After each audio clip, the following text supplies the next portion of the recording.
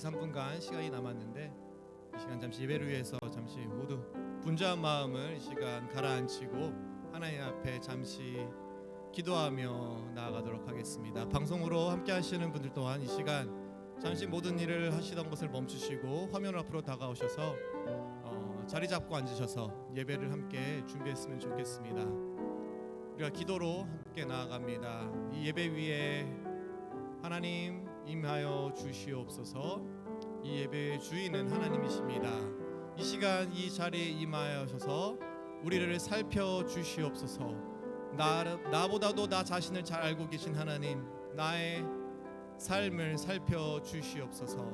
이 예배를 살펴주시옵소서. 하나님을 기대합니다. 하나님을 기다립니다 하며 잠시 기도하며 나아갑니다.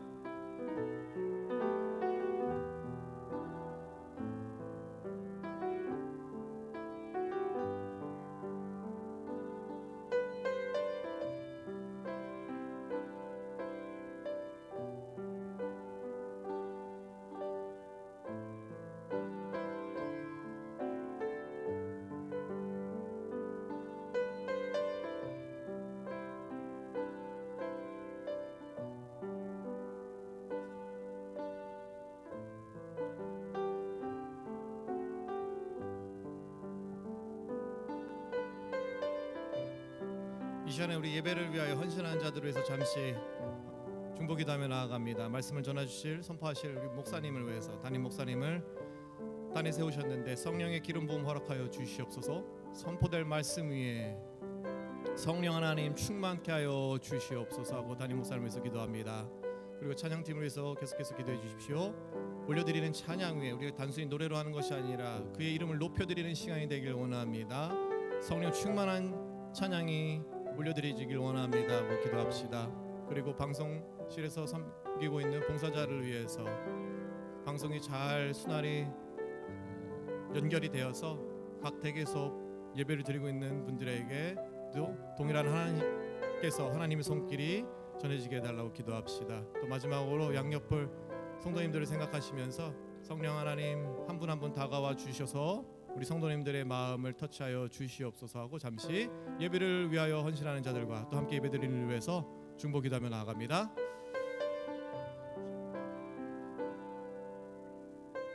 선포드릴 말씀 위에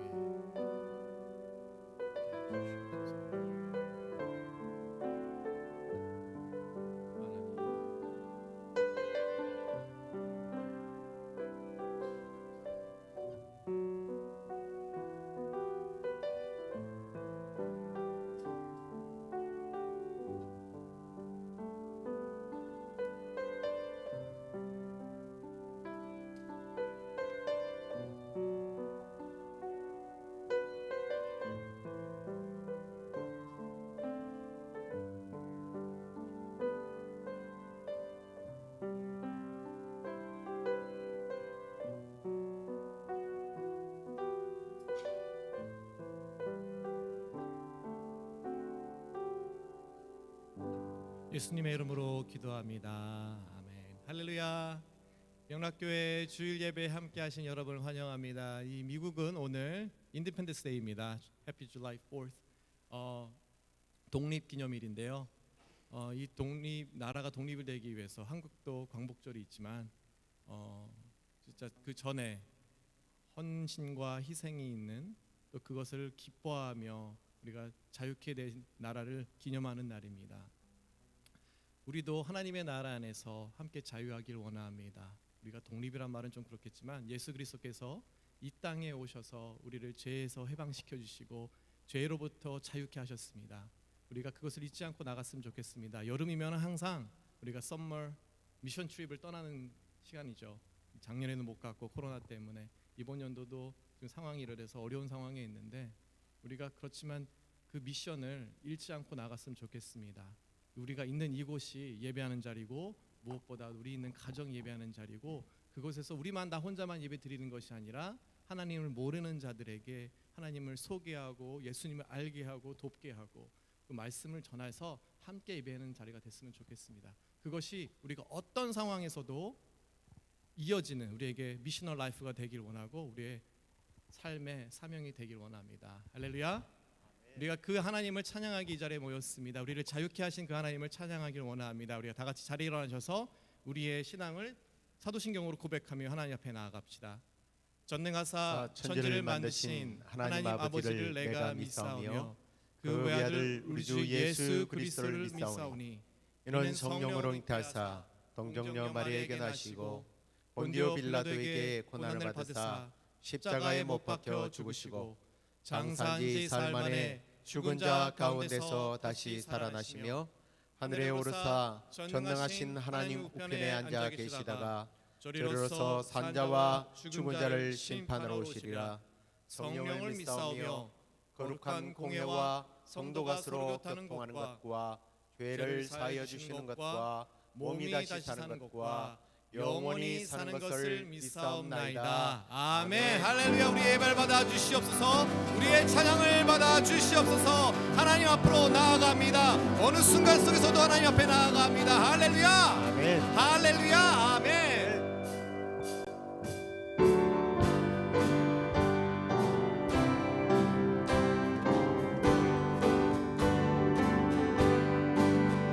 주의 진리 위에 십자가 등기 하늘 높이 쳐들고 주의 군사 되어 용맹스럽게 찬송하며 나가세 나가세 나가세 주 예수만을 위하여 목숨까지도 바치고 싸움터로 나가서 원수들이 비록 당할지라도 주의 군기 붙잡고 주의 진리 위해 용기 다하여 분발하여 싸우세 나가세 나가세 주 예수만을 위하여 목숨까지도 바치고 싸움터로 나 산과 들과 바다 가는 곳마다 주의 군기 날리고 반갑고도 깊은 승리의 소식 온 세상에 전하세 나가세 나가세 주 예수만을 위하여 목숨까지도 바치고 싸움터로 나가소서.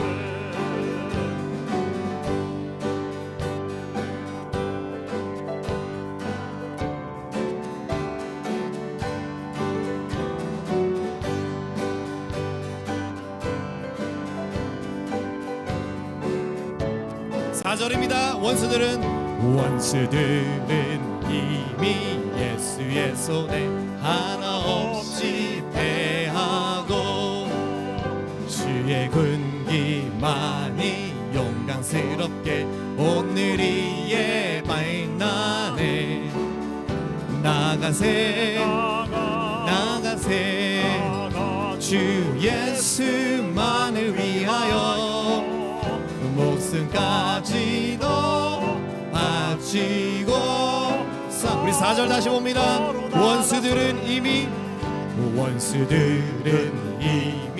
예수의 손에 하나 없이 패하고 주의 군기만이 영광스럽게 온누리에 빛나네 나가세 나가세 주 예수만을 위하여 목숨까지도 바치고 우리 힘차게 다시 한번 선포합니다.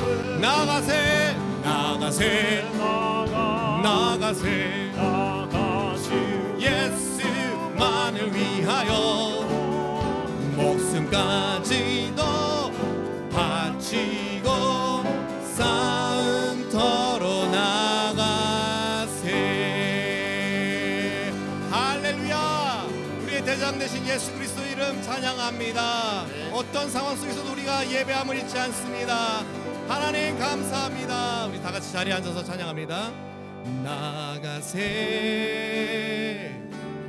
나가세 주 예수만을 위하여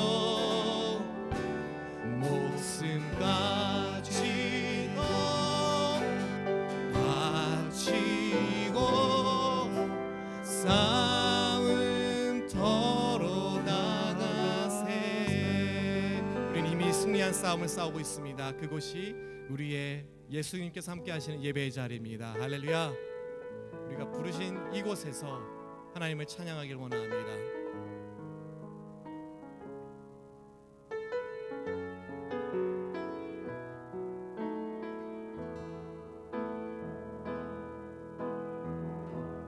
따스한 성령님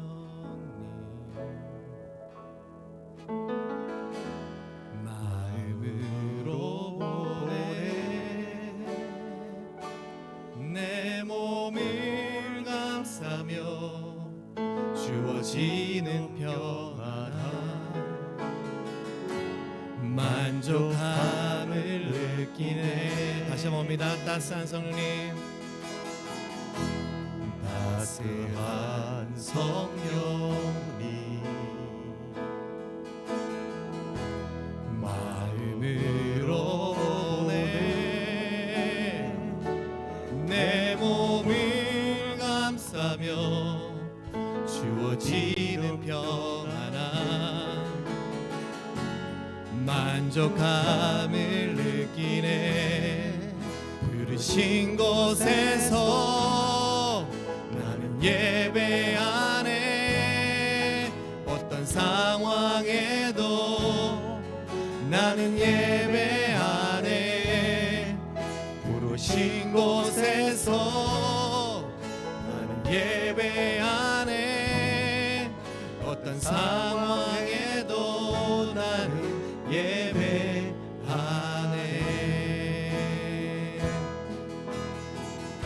사랑과 진리에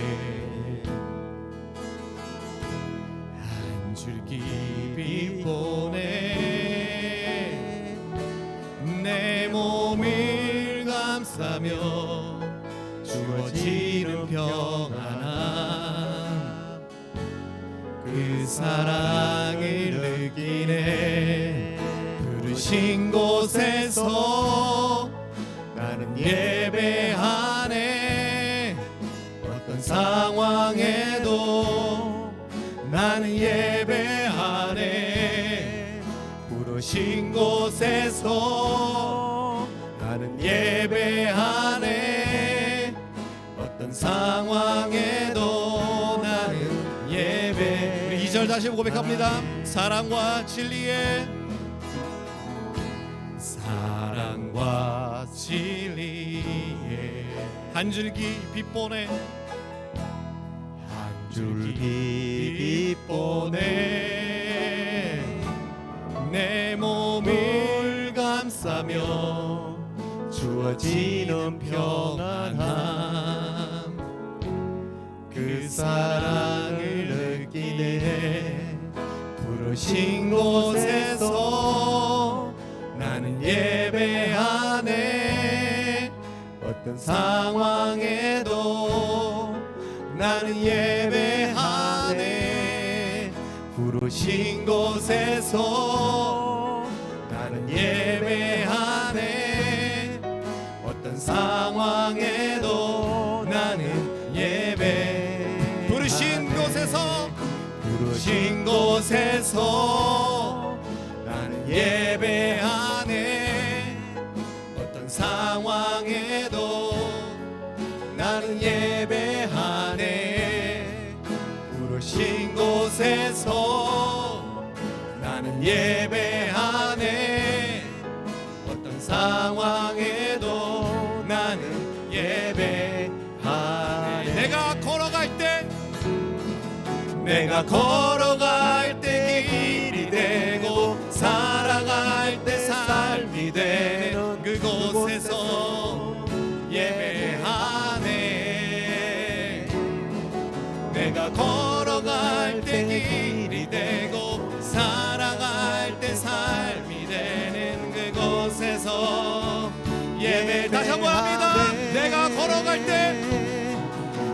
내가 걸어갈 때 길이 되고 살아갈 때 삶이 되는 그곳에서 예배하네.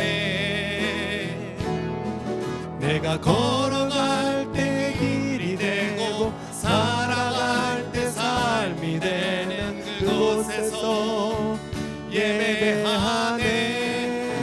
신 곳에서 나는 예배하네. 어떤 상황에도 나는 예배하네. 부르신 곳에서 나는 예배하네. 어떤 상황에도 나는 예배. 하나님의 꿈이 나의 비전이 되고 예수님의 성품이 나의 인격이 되고 성령님의 권능이 나의 능력이 되길 원하고 바라고 기도합니다. 다시 한번 합니다.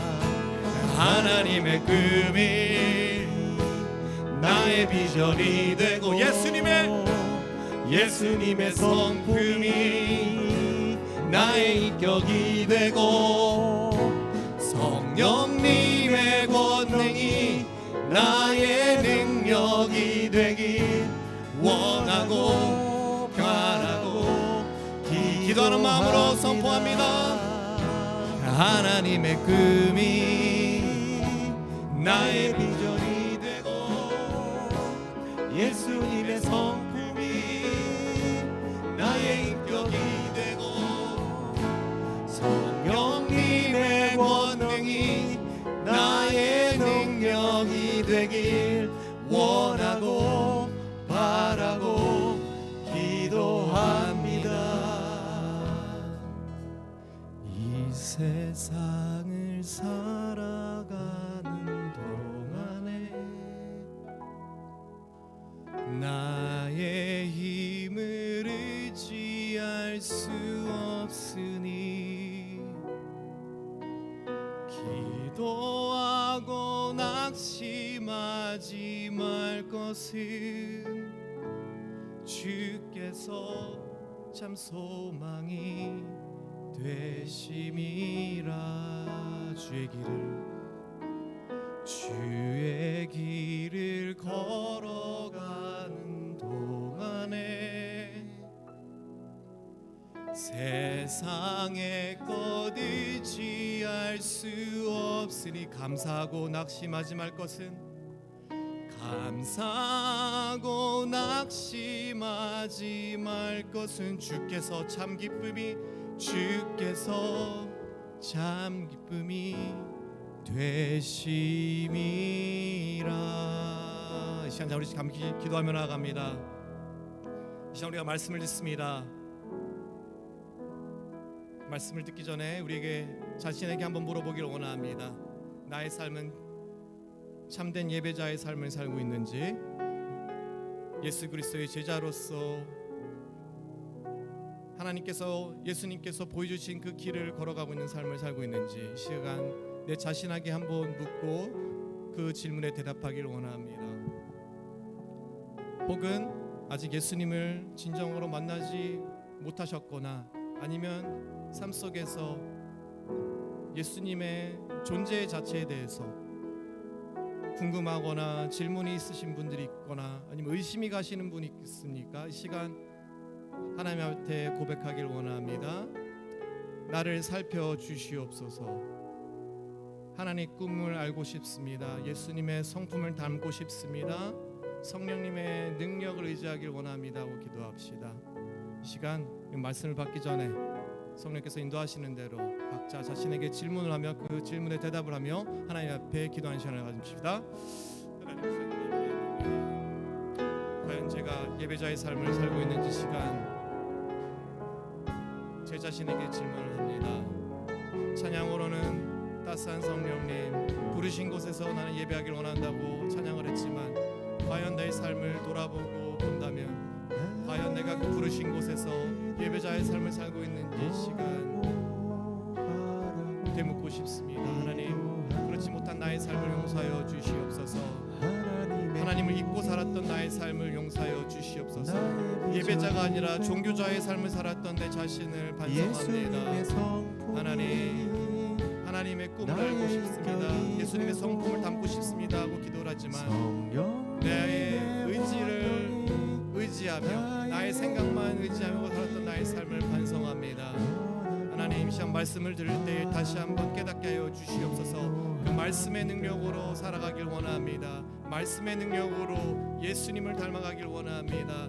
말씀으로 예수님을 만나길 원합니다. 말씀으로 우리에게 다가오신 그 예수 그리스도를 만나 그분을 의지하며 따라가길 원합니다. 하나님, 목숨까지도 바치고 싸움터로 나간다고 선포했습니다. 이것이 나의 삶의 고백이 되고 이것이 나의 하나님 비전이 되기를 원합니다. 어떤 상황 속에서도 부르신 곳에서 예배하는 참된 예배자의 삶을 살 수 있도록 지켜봐 주시옵시고 도와주시옵소서. 할렐루야, 주님을 찬양합니다.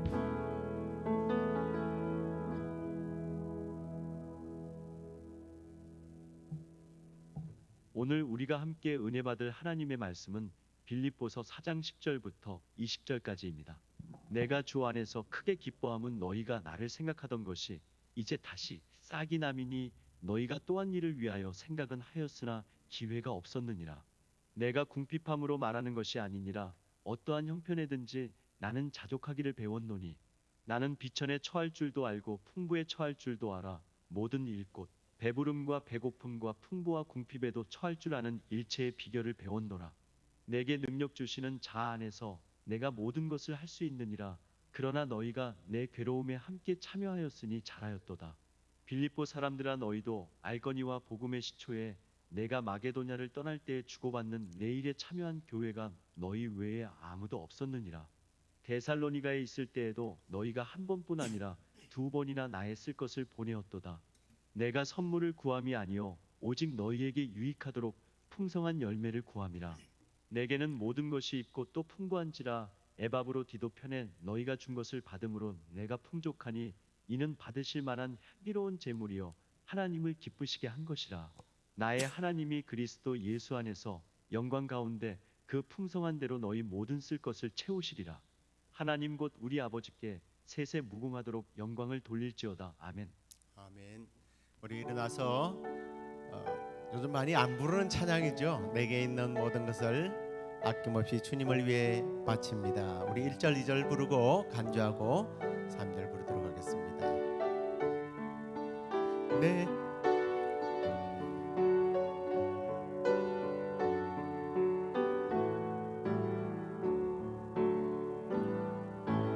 내게 있는 모든 것을 아낌없이 드리네.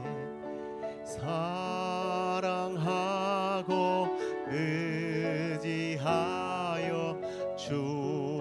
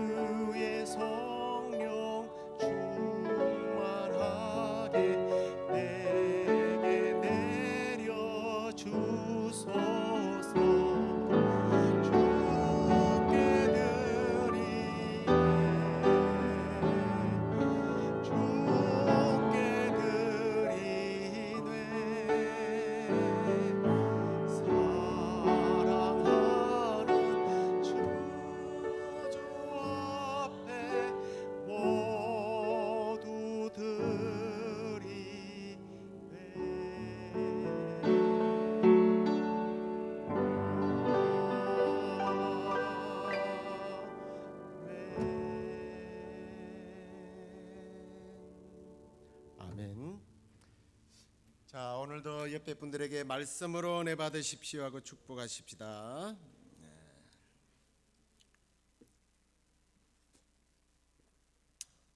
오늘 제목이 좀 아리까리하죠. 복음을 위하여 내가 모든 것을 할 수 있다.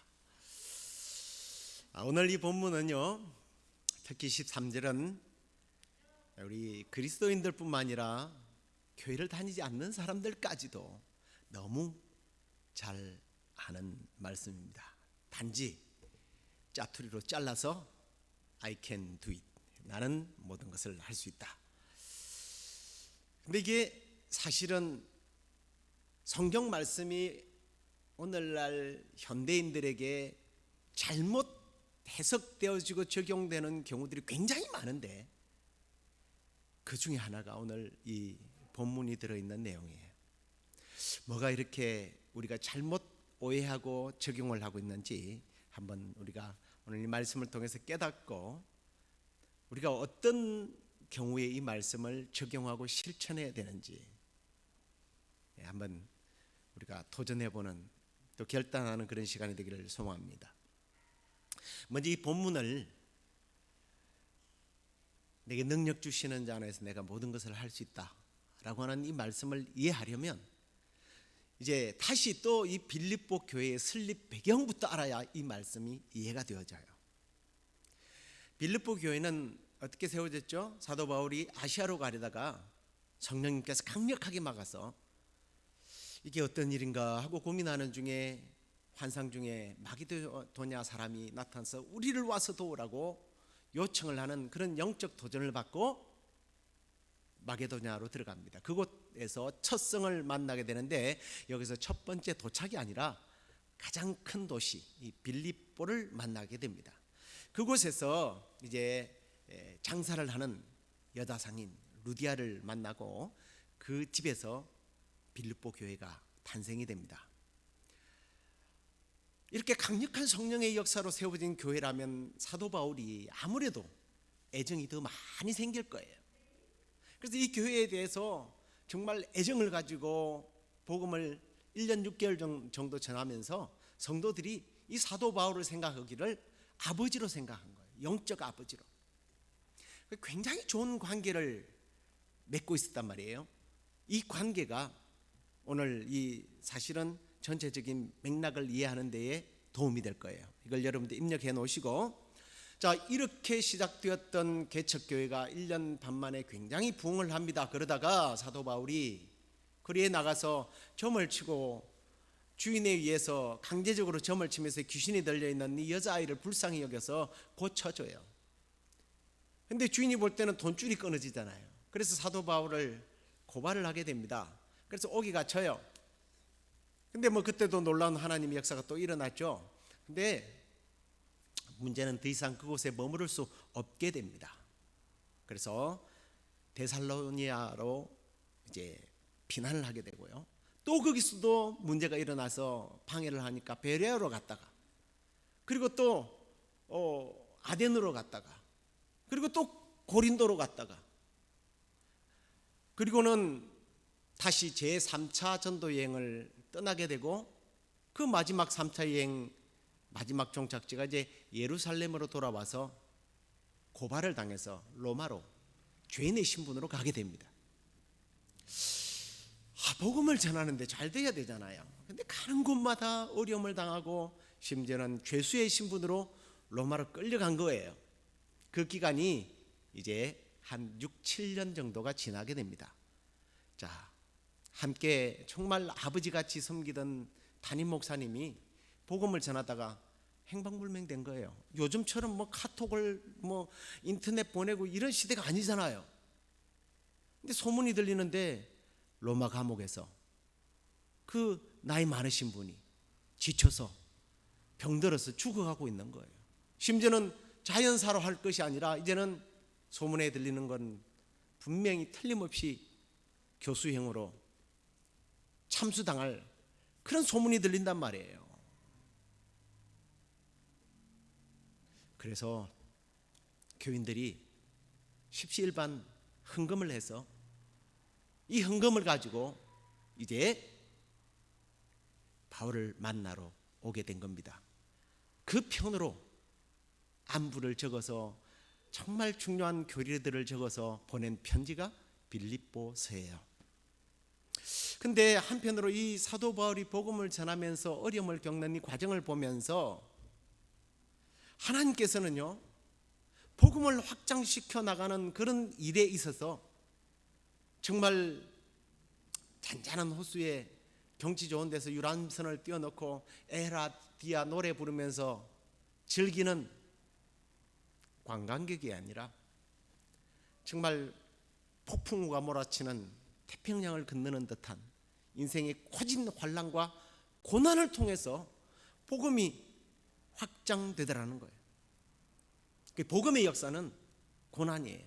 근데 문제는 고난이 고난으로 끝나는 것이 아니라 그 고난 뒤에 반드시 영광이 있다라는 것, 놀라운 부흥의 역사가 있다라는 것을 이 사도 바울의 사역을 통해서 보게 됩니다.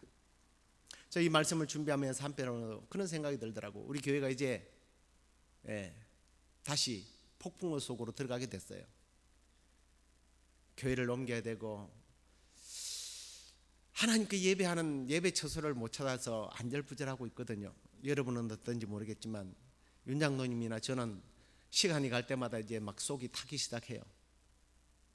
근데 이건 이 고난의 과정을 통해서 또 하나님께서 우리 교회를 부흥시키고 성장시켜 나가기 위한 하나의 또 다른 도전이다.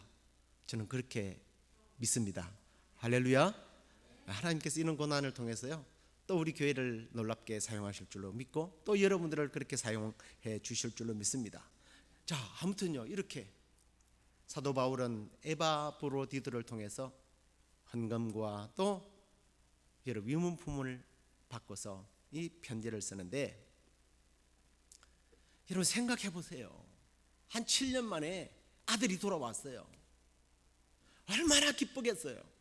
그래서 사도 바울이 헌금을 기뻐한 것이 아니라 오늘 말씀해 보면 10절에 내가 크게 기뻐한다. 여기 크다라는 말이 우리 크다 작다는 이런 표현이 아니고요, 성경에 보면 메가톤이에요. 메가톤. 막 기뻐서 펄떡펄떡 뛸 정도로 기뻤어요. 돈이 왔어요? 아니에요. 그 말씀에 보면 너희들이 나를 생각하는 것이 열매를 맺었다는 걸 보면, 그래, 너희들이 나를 생각하고 있었구나, 나를 잊지 않았구나, 그래서 나를 찾아주었구나. 이것 때문에요, 사도 바울이 몹시 기뻐하고 있습니다. 그러면서 11절과 12절을 말하는 거예요. 그렇게 해석될 때에 내가 궁핍함으로 말하는 것이 아니다. 나는 어떤 형편이든지 자족을 배운 사람이다. 나는 비천에도 처해봤고 풍부하게도 처해봤고 배고픔도 배부름도 다 통과해봤다. 나는 물질 때문에 기뻐하는 것이 아니다. 물질 때문에 슬퍼하지 않는다. 이게 여기서 나오는 말이에요. 이게 뭐예요? 이게 생소, 생과 사, 또 희노애락, 여기 다 들어있는 거 아니에요? 이게 우리는 일상이라고 그래요. 일상. 바울은요, 일상생활, 늘 반복되는 일상생활에서 힘들면 불평하고 기쁘면 자만하고 하는 게 아니라 슬플 때든 기쁠 때든 불행이든 행복이든요, 하나님의 법칙을 배운 거예요. 그 법칙이 뭐냐? 그게 13절이에요. 그게 13절. 일상 속에서 일어나는 그 모든 상황과 환난을 하나님께서 선으로 바꾸시는 그 놀라운 고백이, 내게 능력 주시는 자 안에서 내가 모든 것을 할 수 있습니다라는 고백이지, 이게 소위 말하는 나는 I can do it, you can do it, 그래 우리는 긍정적인 마인드를 갖고 있으면 모든 것을 할 수 있습니다. 자기가 신입니까? 우리는 신이 아니에요. 사도 바울이 이 고백을 하는 것은 가난할 때도, 부유할 때도, 배고플 때도, 배부를 때도, 어떤 상황과 형편 속에서도 나는 이 복음을 위해서 얼마든지 쓰임받는 것을 깨달았다는 거예요. 헌금이 있건 없건, 물질이 있건 없건, 옥에 갇혔던, 자유인이 됐던, 복음을 위해서 내가 모든 것들을 다 할 수 있다. 이게 13절 말씀이에요. 이 말씀을 여러분 적극적인 사고방식의 틀로 바꾸지 마시기 바랍니다. 이 빌립보 교회의 생성 과정과 이 지금 사도 바울이 겪고 있는 모든 상황 속에서도 여전히 예수 그리스도의 복음은, 이 피 묻은 생명의 복음은 끊어지질 않더라는 거예요. 다시 말씀드립니다만, 내가 무엇을 할 수 있다, 이게 뭐든지 다 해결할 수 있는 초능력자가 된다는 말이 아니라, 어떤 형편, 어떤 역경이 온다 할지라도 주님께서 내게 능력을 주셨기 때문에 그걸 견디고 이겨내고 내가 담대하게 복음을 전할 수 있다, 이 말이란 말이에요. 그러면서 사도 바울이 뭐라고 말합니까? 14절에 너희들이 내 괴로움에 참여했도다. 모든 것을 할 수 있다는 사람이 왜 또 괴로움에 참여한다고 그래요? 근데 이미 그 괴로움이 어떤 괴로움이라는 것을 알았죠. 우리는 사도 바울은 몸으로 지금 복음을 위하여 헌신하고 있지만, 이 빌립보 교회 성도들은요, 물질을 통해서 사도 바울과 함께 복음을 위하여 일할 수 있게 되었다, 이 뜻이에요. 그런데 성경을요, 너무 단편적으로 한 구절 어디서 본 게 있고 어느 목회자가 설교를 할 때 들은 그 설교가 그냥 성경의 모든 것을 대표하는 것으로 생각하고 착각하고, 목사가 사리를 받는 목사는 거짓된 목사고 싹군 목사다, 이런 설교가요 인터넷에서 굉장히 인기가 좋아요. 10의 1조는 사도 바울이 단 한 번도 10의 1조나 헌금에 대해서 이야기한 적이 없는데, 목사들이 자기 밥벌이를 위해서 성도들에게 11조를 요구하고 각종 헌금을 요구한다, 이런 설교들을 한번 여러분 찾아가 보세요. 듣지는 마시고요. 그런 설교 들으면 여러분 영혼이 피폐해져요. 조회수만 확인해 보세요. 몇십만이 넘습니다. 그리고 전부 다 박수를 보내요. 근데 사도 바울이요, 그렇게 말한 적이 없어요. 15절을 보세요. 빌립보 사람들아, 너희도 알거니와 복음의 시초에 내가 마게도냐를 떠날 때에 주고받는 내 일에 참여한 교회가 너희 외에 아무도 없었다. 이 말이 아무도 없어도 된다, 너희들이 잘못하고 있다는 뉘앙스로 들리십니까?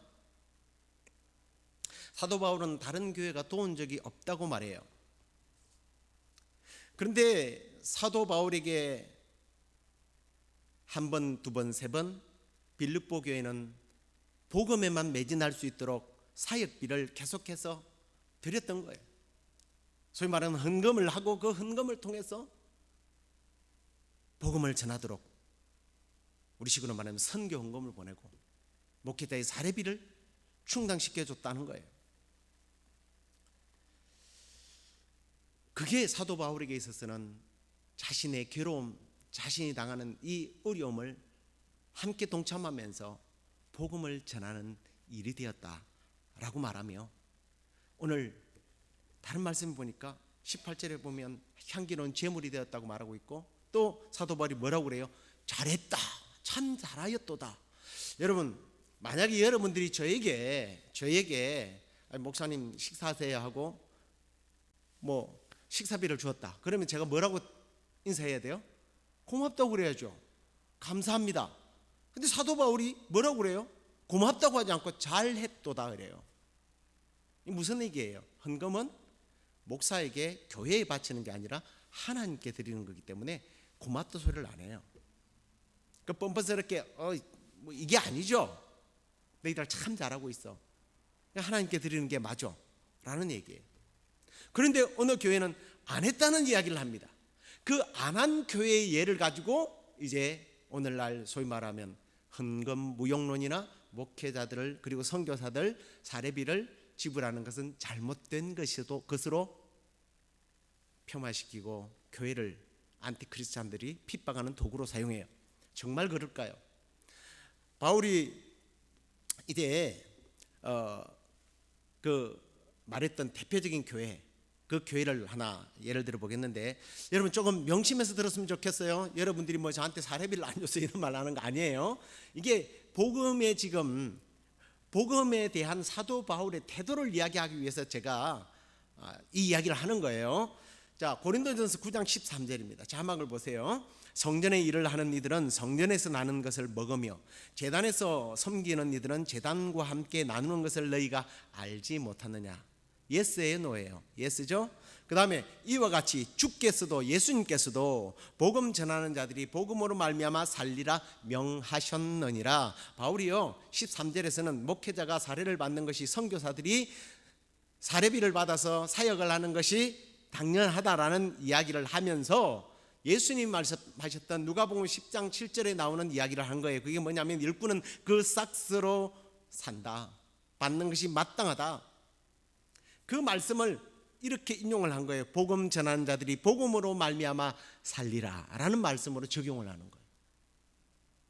여기서 물질이 뭐로 지금 바꿔졌어요? 복음으로 바꿔진 거예요. 복음. 복음을 전하는데 필요한 물질로 바꿔졌어요. 자, 그런 다음에 15절에 가서 지금 이 이야기와 너무 다른 이야기를 해요. 그러나 내가 이것을 하나도 썼다 안 썼다. 쓰지 아니한 것은, 이 말을 쓰는 것은 내게 이같이 하여 달라는 것이 아니라 내가 차라리 죽을지언정 누구든지 내 자랑하는 것을 헛된 대로 돌리지 못하게 함이라. 이게 무슨 말이냐면, 야 고린도 교회 성도들아, 나는 너희들한테 내가 굶어 죽어도 사례비 안 받아, 이 말이에요. 아니 오늘 빌립보서도 그렇고 분명히 이 말씀을 하기 전 13절 14절에도 보면 분명히 사도 바울은 사역비를 받는 게 당연하다고 해놔놓고 여기서는 아니라고 이야기를 하네요. 이게 도대체 무슨 말이에요? 근데 그게 9장 18절에 가서는 그 이유가 나와요.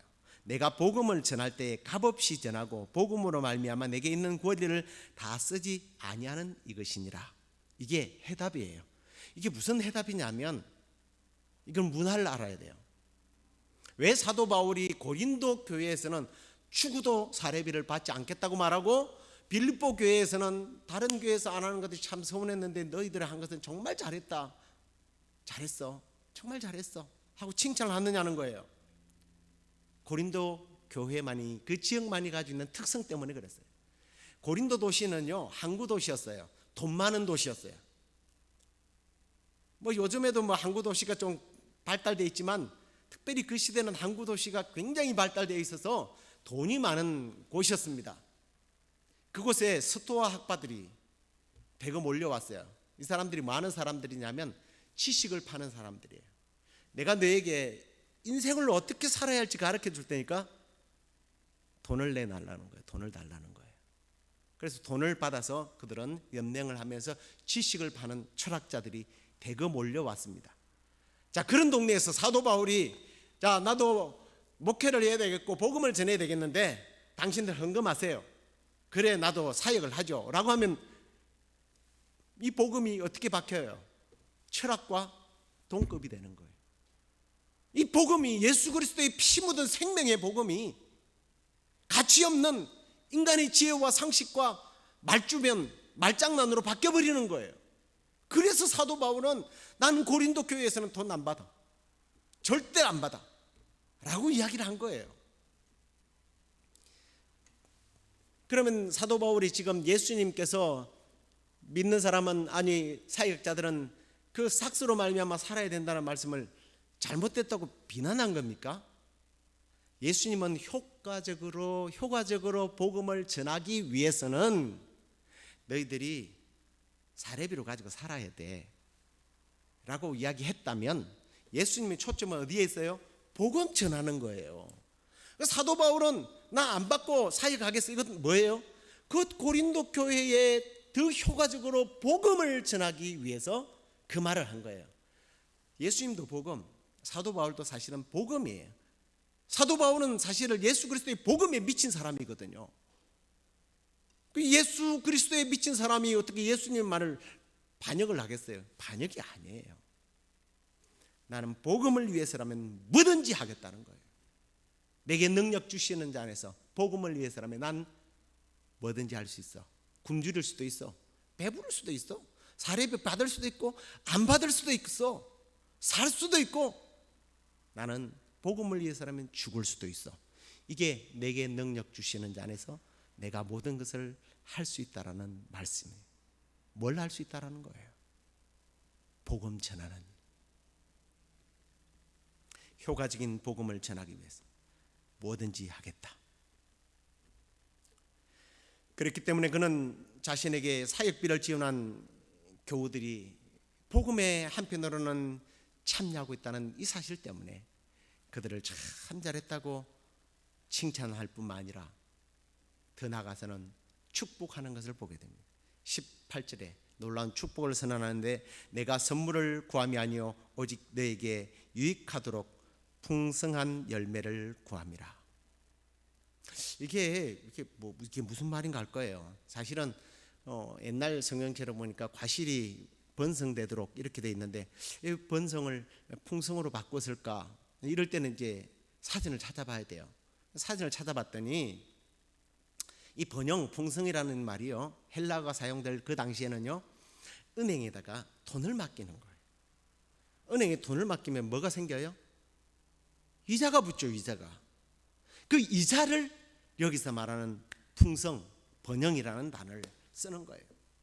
많게 증식시키다. 어디에서? 은행에서. 이걸 좀 쉽게 적용을 해서 말씀드릴게요. 빌립보교의 성도들이 지금 바울에게 헌금을 보내는 이 행위는 하나님의 은행에 저축하는 것이 되어서 이자가 불어난다는 뜻이에요. 그러니까 너희들 참 투자 잘했다라는 뜻입니다. 우리 비즈니스적으로 이야기를 하면요.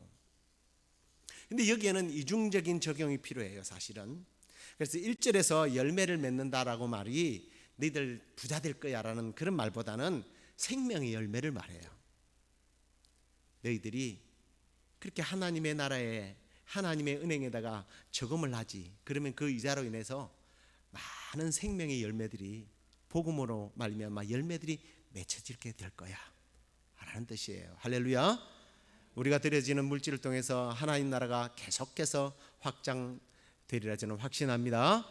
올해는 못 갔지만 내년에는 다시 길이 열려서 우리 저 더운 지역에 가서 여름에는 화끈하게 복음을 전할 수 있도록 하나님께서 지금 우리 이자를 정식시키고 있을 거예요. 믿습니다. 그 다음에 또 하나의 적용은 19절이에요. 나의 하나님이 그리스도 예수 안에서 영광 가운데 그 풍성한 대로 너희 모든 쓸 것을 채우리라. 하나님께 드리는 우리의 물질들이 하나님의 은행에 저축되어 한편으로는 믿는 사람들이 점점점 많아지게 되는 생명의 열매가 맺어지고, 또 드린 우리에게는 하나님께서 풍성한 이자로 되돌려 주신대요. 할렐루야. 그래서 그런 것 같아요. 저는 이제 곧 60이 되지만 지금까지 신앙생활하면서 헌금 생활 잘하면서 빌어먹는 사람을 본 적이 없습니다. 물론 그것도 어떤 태도를 가지고 드리느냐에 따라서 다르긴 하지만요, 분명한 것은 정성을 다해서 하나님 나라를 위하여 헌금 생활하는 사람들이 못 사는 걸 본 적이 없어요. 이게 성경의 법칙이에요. 이제 말씀을 맺겠습니다.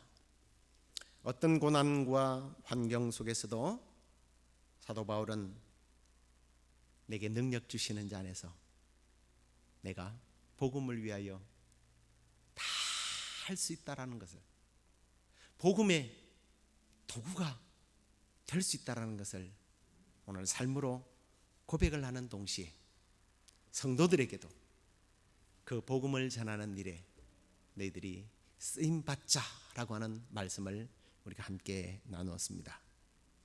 하나님 나라를 위하여 흘리는 우리의 눈물과 우리의 땀과 우리의 물질들, 분명히 하나님의 은행에 저축이 되어서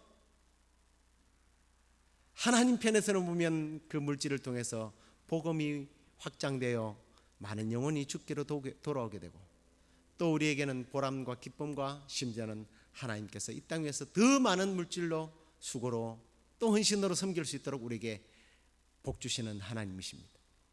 이러한 풍성한 은혜들을 내게 능력 주시는 자 안에서 모든 것을 할 수 있느니라, 이 말씀을 들을 때마다 여러분의 가슴에 깊이 새기고 이 말씀대로 여러분에게 능력 주시는, 우리의 능력의 근원 되시는 예수 그리스도로 말미암아 복음을 위하여 멋있게 이 땅에서 쓰임 받는 저와 여러분 되기를 주의 이름으로 축원합니다. 우리 다 같이 일어나서 찬양하시겠습니다. 주님, 내가 여기 있습니다. 나를 사용하옵소서 고백하겠습니다.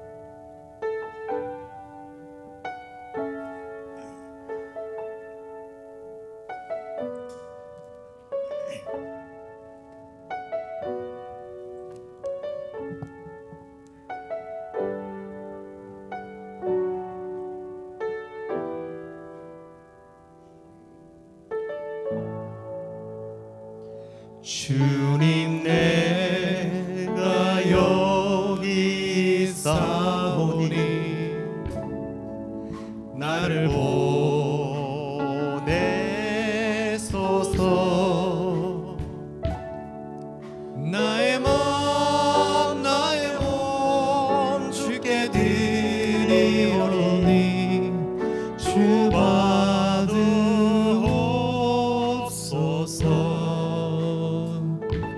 주님, 내가 여기 있사오니 나를 써 주소서. 가진 것 모두 다 주께 드리오니 주 받으옵소서.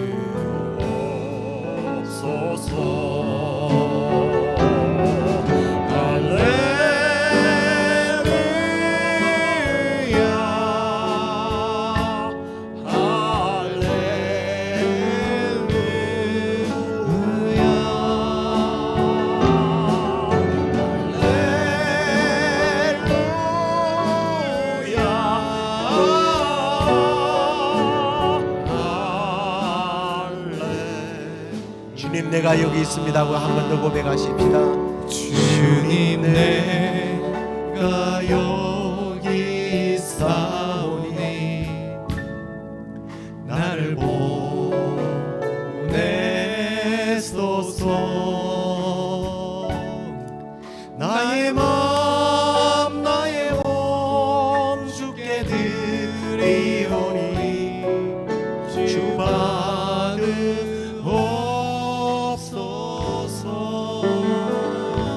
주님, 내가 여기 있사오니 나를 써 주소서. 가진 것 모두 다 주께 드리오니 주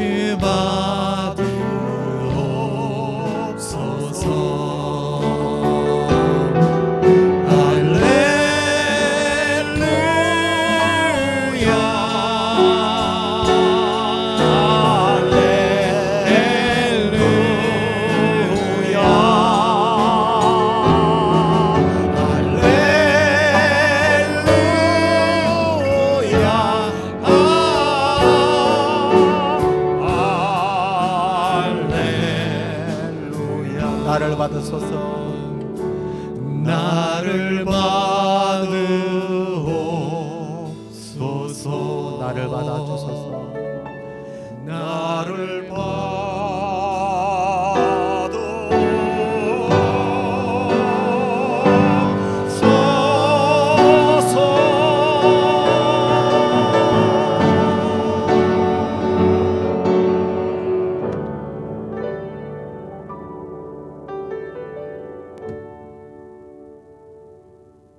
주님,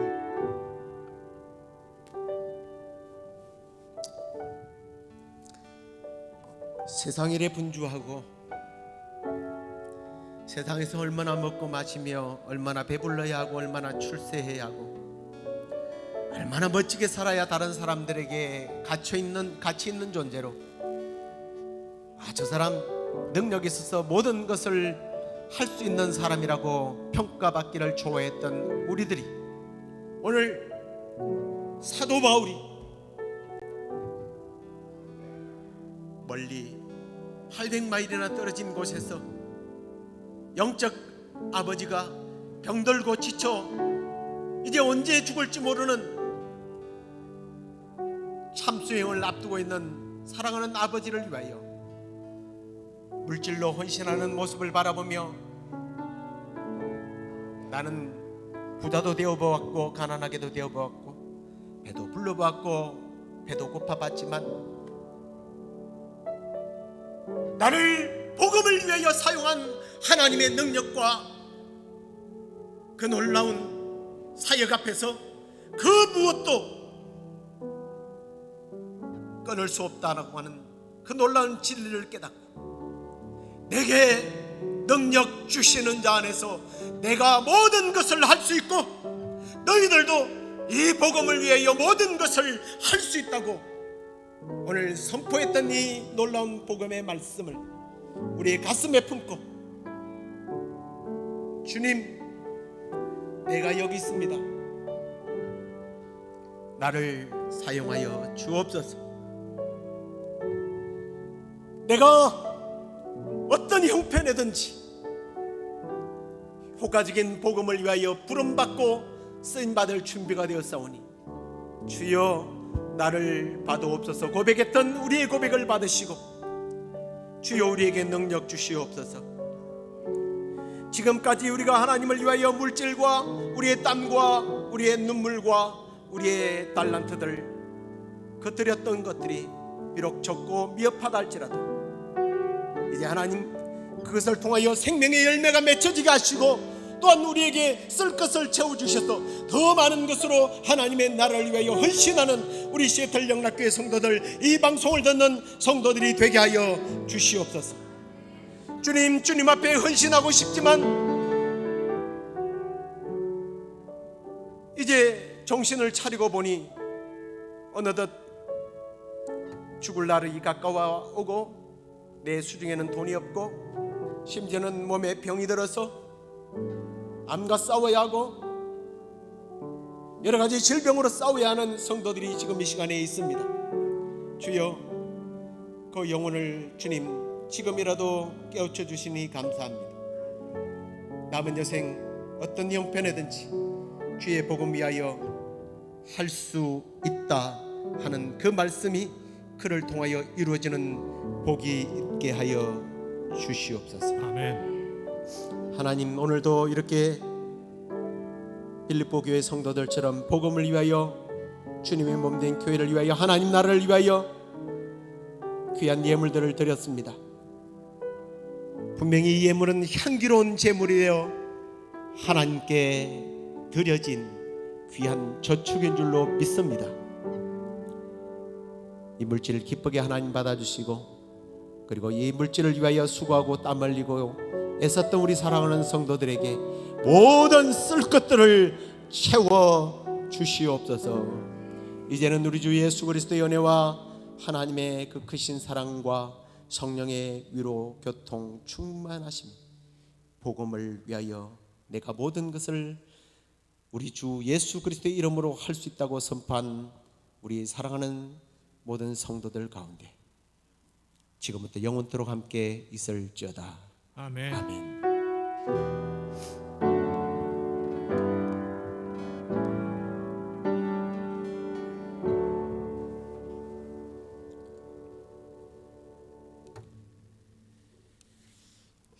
자리에 앉으시기 바랍니다. 지난 한 주간 일월화 토요일까지 굉장히 무더운 여름이었는데 여러분 건강하게 또 이렇게 뵙게 되어 감사하고요.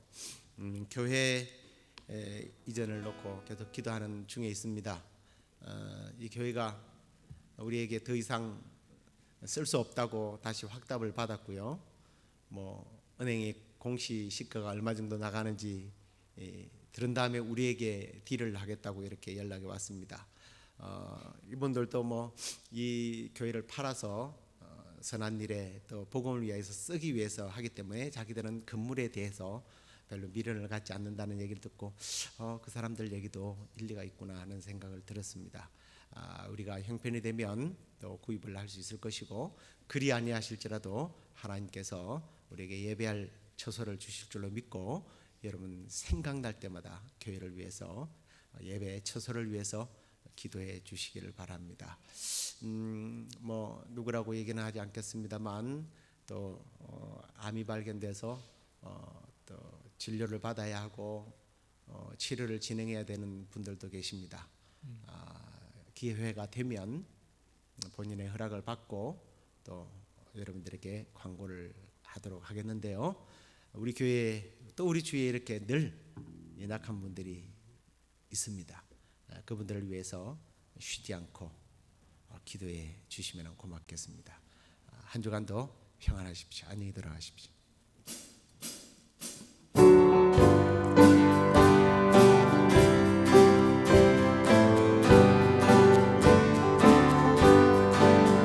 주의 진리 위에 십자가 군기 하늘로 비춰들고 주의 군사 되어 영맹스럽게 찬송하며